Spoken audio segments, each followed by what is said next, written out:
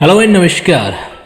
अभी हाल ही में कुछ दिन पहले जयपुर लॉ फेस्टिवल के अंदर वहाँ पर फॉर्चुनेटली ओकेज़न था जब honourable justice Rajasthan high court Sandeep ji Mehta, जो कि अभी चीफ जस्टिस के रूप में एलिवेट हुए हैं, उनके सामने एक सवाल रखने का। मेरा सवाल बड़ा क्लियर था कि जब एक लॉ स्टूडेंट एलएलबी कंप्लीट कर देता है और उसके बाद में जब वो प्रैक्टिस ज्वाइन करना चाहता है तो कहीं न कहीं उसके पास वो कॉम्पिटेंसी नहीं होती कि वो शुरुआती एडवोकेसी के दिनों में खुद को सरवाइव करवा पाए। तो जिस तरीके से जब कोई भी गवर्नमेंट जॉब में सेलेक्ट होता है या जुडिशरी के अंदर सेलेक्ट होता है तो जुडिशियल एकेडमी के अंदर उसकी ट्रेनिंग होती है। जिस तरीके से आपकी आईएएस है या एडमिनिस्ट्रेटिव सर्विसेज की ट्रेनिंग होती है, अलग अलग प्रोफेशन की ट्रेनिंग होती है, तो क्या आपको नहीं लगता कि वहाँ हमारे भारत के अंदर एडवोकेट ट्रेनिंग एकेडमी भी होनी चाहिए? तो इस सवाल का जवाब जो है ऑनरेबल जस्टिस संदीप जी मेहता ने किस तरीके से दिया, वो आप सभी लॉ स्टूडेंट को, आप सभी जुडिशियल एस्पिरेंट को जानना चाहिए। हालांकि मेरा व्यक्तिगत ओपिनियन हो सकता है आप सभी के पर्सनल ओपिनियन से मैच ना करे, लेकिन मुझे ऐसा लगता है कि एक यंग लॉयर जो होता है इनिशियल टाइम के अंदर बहुत स्ट्रगल करता है। इस वीडियो को पूरा सुनने के बाद आप अपना ओपिनियन कमेंट बॉक्स में ज़रूर बताइएगा कि इसमें कितनी रियलिटी है और कितनी इसके अंदर जो है एक ऐसी कमी है जो शायद हम नज़र नहीं कर पा रहे या देख नहीं पा रहे, ऑब्जर्व नहीं कर पा रहे। कभी भी इतनी शिवरिंग नहीं हुई जितनी आज शायद आप लोगों के सामने खड़ा होकर अपने आप को महसूस करवा पा रहा हूँ। सर एक छोटी सी बात कहना चाहता हूँ।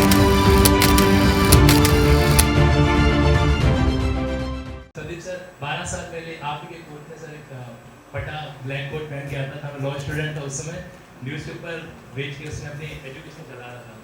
उसमें ये डर था कि क्या पता कोर्ट से बाहर नहीं निकाल दे कोई मेरे को, क्योंकि थोड़ा सा कोर्ट फटा हुआ है।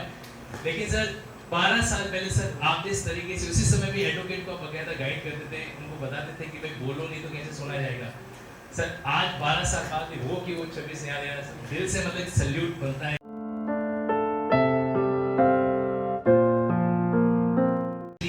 कि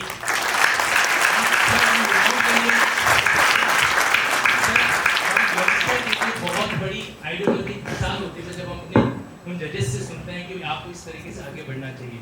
सर जहांगीर जी का जो एग्जांपल आपने दिया ऑनरेबल सीजे साहब, लिटरली वाकई में बहुत बड़ी चीज़ होती है। सर एक छोटी सी क्वेरी सर सारे स्टूडेंट की बिहाफ पर, जैसे ऑनलाइन लिंकिंग लॉ के मंच में होता है।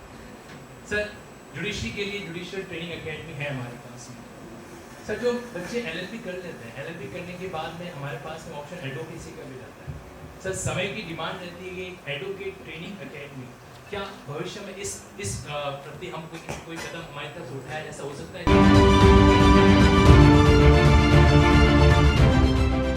यहाँ पर अगर हम एडवोकेट बनते हैं तो थोड़ा सा एनी पॉइंट पर Mehta will answer this, it will be honour for me, will be more appropriate. वर्ष 2000 बल्कि वर्ष 1998 से रेगुलर एडवोकेट्स, पहले 5 वर्ष तक के अधिवक्ताओं को और अब 7 वर्ष तक के अधिवक्ताओं को ट्रेनिंग देने का कार्यक्रम रेगुलरली चला रही है। राजस्थान स्टेट बार काउंसिल ने नेशनल यूनिवर्सिटी जोधपुर में अपना एक ऑडिटोरियम बनाया है जिसमें एनएलयू जोधपुर के टीचर्स लॉ जो यंग लॉयर्स हैं उनको ट्रेनिंग देते हैं।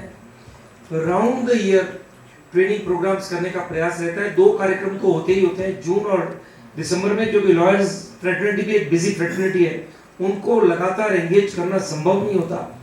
अब हमारे जो राजस्थान हाईकोर्ट की नई बिल्डिंग है उसकी ऑडिटोरियम में एवरी अदर डे हम घंटे घंटे भर के सेशंस ऑर्गेनाइज करते हैं, जिसमें से हम में से कुछ जजेस या प्रोफेशनल लॉयर्स जो हैं अपने एक्सपीरियंस से शेयर कर रहे हैं। सो ट्रेनिंग का पार्ट आप कह रहे हैं वास्तव में बहुत इम्पॉर्टेंट है और निश्चित रूप से जुडिशरी और लॉ टीचर्स सभी को इस बात की ये असर्टेन करना चाहिए कि यंग लॉयर्स को बराबर ट्रेनिंग देते रहें।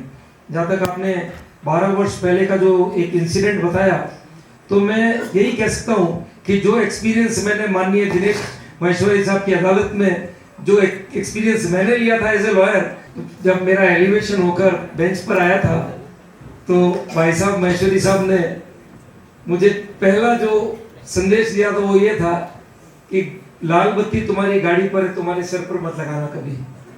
So one has to understand that and just always intend to serve the people, which is the precise duty of a judge.